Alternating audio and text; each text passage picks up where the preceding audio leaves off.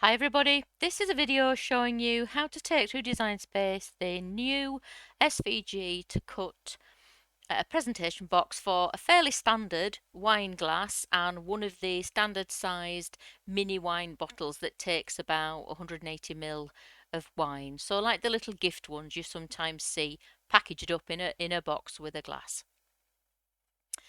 Okay, so here's the SVG. I've just brought it in from my library.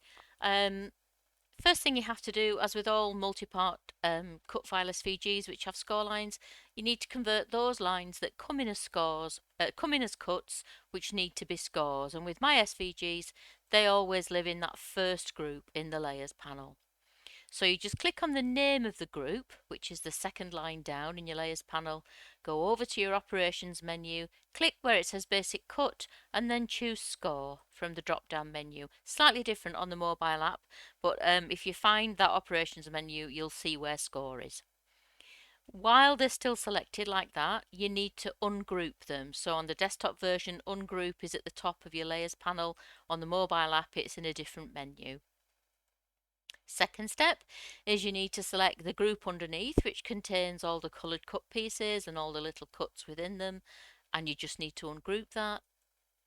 And the third step is to select absolutely everything on screen and ungroup once more. You can select everything anywhere you want. You can use this select all button, you can drag a box around it, or you can just click on that remaining group that's in your layers panel, and when it's all selected, click ungroup.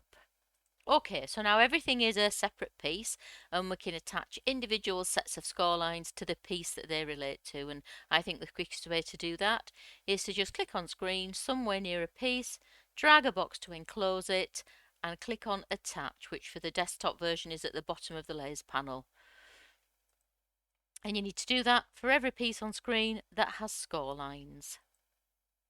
So that's the front of the box, that's the back of the box, these are the side panels.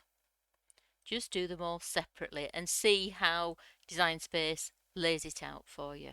This one works quite well as it is.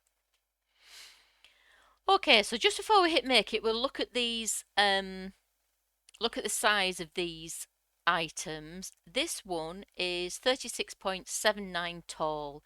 So obviously that's going to need the long mat and it will fit on A3 or tabloid, whichever you're using. And these pieces will fit at the side of it. Let's click make it and see what it does. Okay, so it lines these up on a mat of their own and that's perfect. So even if you're not using the 12 by 24 card, which is what it's telling you have to use, if you pick A3 it's going to separate them.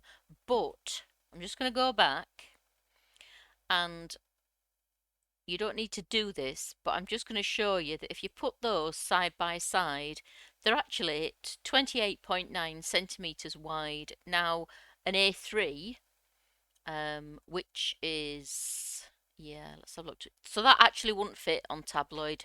If you've only got tabloid paper, it won't fit. You'll have to use 12 by 24. But if you're in the UK and you're using A3, that will fit on an A3. So just going back to what it did before, even though you can't select A3 with that layout on a long mat, just tell it you're sending it through as this.